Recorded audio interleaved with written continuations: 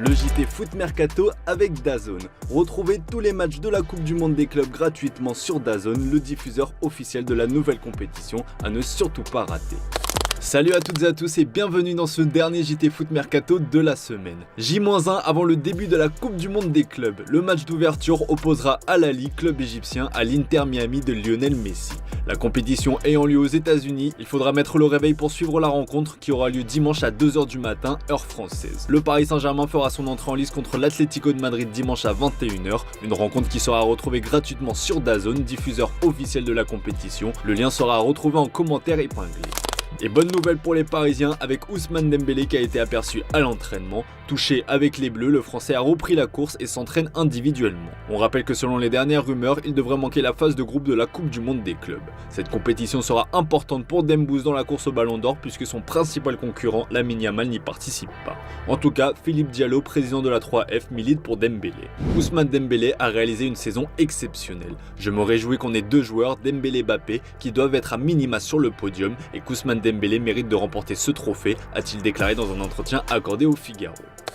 Côté Mercato, le dossier Mario Guila prend une nouvelle tournure. Le joueur de la Lazio est dans la shortlist du PSG pour renforcer sa défense. D'après la Gazzetta dello Sport, le champion d'Europe pousse pour recruter le joueur de 24 ans et a même déjà offert 35 millions d'euros. Ce vendredi, le Corriere dello Sport nous apprend que Mauricio Sarri, qui est revenu sur le banc romain, compte sur lui.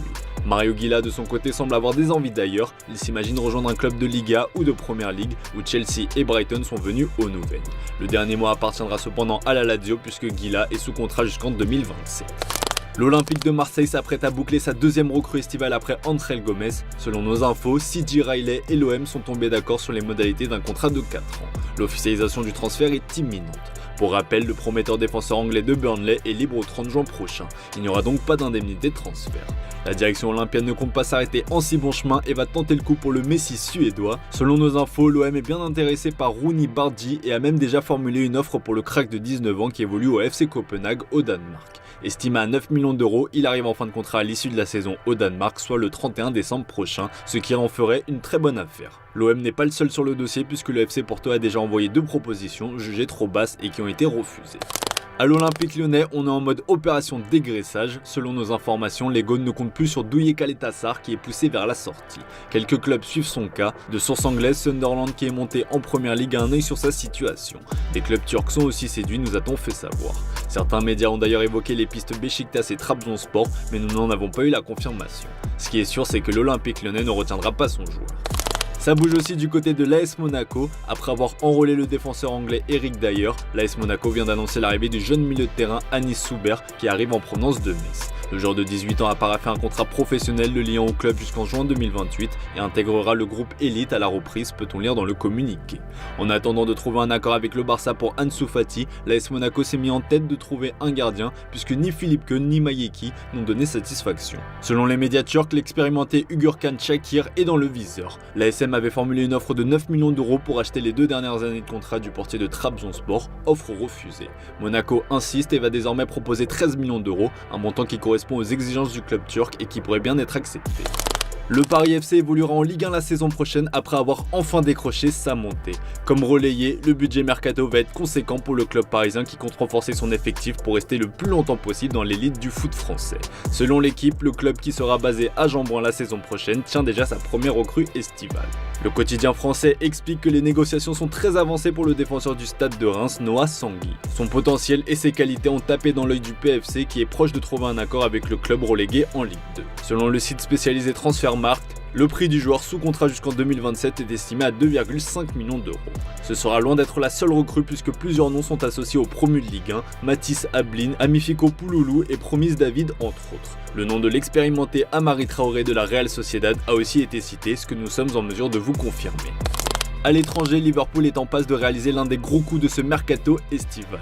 Florian Wirtz-Schillerets, c'est imminent. Un accord record a été trouvé avec le Bayer Leverkusen qui avait fait savoir que sa pépite ne partirait pas en dessous de 120 millions d'euros et au final leur exigence a payé.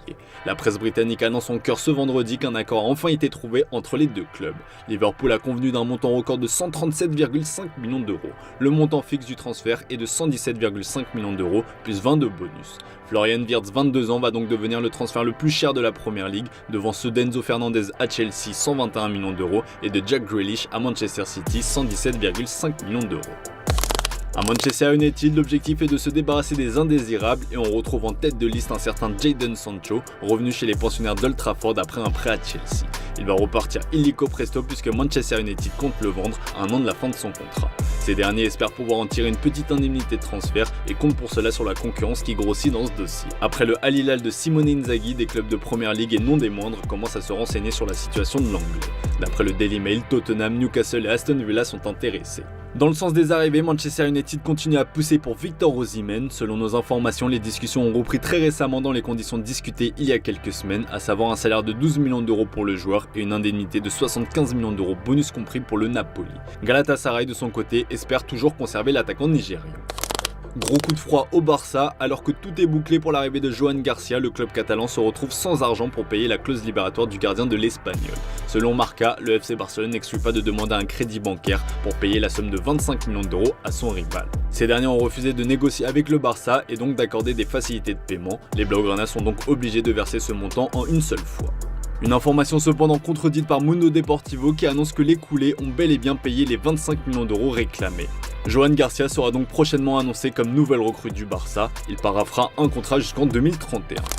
Neymar Jr. bientôt sous les ordres de José Mourinho, c'est la rumeur qui fait la une des journaux turcs ce vendredi. Alors que Galatasaray a mis la main sur Leroy Sané, Fenerbahçe veut répliquer en recrutant Neymar. Cette info est dévoilée par le média Fanatik qui explique que le Fener veut tenter un énorme coup pour contenter les fans. D'après les infos du média turc, une offre a été faite à l'international brésilien pour un contrat d'1 an et demi. On rappelle que le Ney a signé un contrat de 6 mois avec Santos et qu'il sera libre le 30 juin prochain. Pour le moment, le principal intéressé refuse d'évoquer son avenir. Son objectif est de rester compétitif afin d'être prêt pour le mondial 2026 avec le Brésil. Fenerbahçe veut jouer justement sur ce challenge pour l'attirer cet été, affaire à suivre. On passe aux officiels du jour avec la confirmation du transfert de Leroy Sané à Galatasaray comme évoqué précédemment, il portera le numéro 10. Un transfert qui a été officialisé alors que l'Allemand va jouer sous les couleurs du Bayern Munich lors de la Coupe du Monde des clubs. Selon Sky Germany, Sané ne jouera que les matchs du mois de juin avant de s'envoler pour la Turquie. Il ne sera donc pas disponible pour la suite de la compétition si le Bayern Munich se qualifie par exemple pour les quarts de finale. C'était dans l'air, c'est désormais officiel, le Real Madrid s'offre le gros coup Franco Mastantuono, annoncé pourtant proche du PSG. Dans un communiqué, le club madrilène a annoncé l'arrivée du crack argentin qui a signé un contrat de 6 ans. Si le montant de l'opération n'a pas filtré, les hautes sphères madrilènes devraient débourser 40 millions d'euros, correspondant au montant de sa clause libératoire. Précision importante, le crack de 17 ans disputera la Coupe du Monde des clubs avec River Plate. L'Argentin ne rejoindra donc les rangs madrilènes qu'une fois la compétition terminée pour le club argentin. Igor Tudor peut souffler, le coach croate a officiellement prolongé son contrat avec la Juventus. Il est désormais lié à la vieille dame jusqu'en 2027 avec une option pour une année supplémentaire. Filippo Inzaghi, légende de l'AC Milan et frère de Simone Inzaghi parti à Al Hilal, vient d'apprendre une très mauvaise nouvelle. Arrivé en juillet dernier sur le banc de Pise, l'Italien est parvenu à placer son équipe à la 2e place, lui permettant d'enregistrer sa montée en Serie A. Pise vient toutefois d'annoncer qu'il quittera l'écurie d'un commun accord. Il devrait poursuivre sa carrière en Serie A puisque selon la Gazzetta dello Sport, il va devenir le nouveau coach de Palerme. Malgré sa victoire en Europa League, Ange Postecoglou a rendu son tablier de coach des Spurs et comme nous vous l'avions révélé, le choix du club londonien s'est rapidement porté vers l'entraîneur de Brentford, Thomas Frank.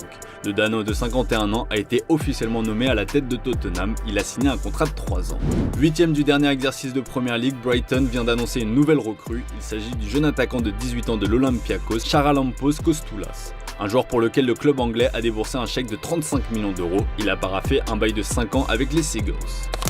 Allez, comme d'hab, on se quitte avec l'image du jour les amis. À 39 ans, André-Pierre Gignac va continuer d'écrire sa légende au Mexique du côté des Tigres de Monterrey. Le français a toujours faim et se prépare physiquement pour la nouvelle saison à venir. Je vous laisse mater ça les amis, excellent week-end à vous, à demain pour de nouvelles vidéos sur Foot Mercato.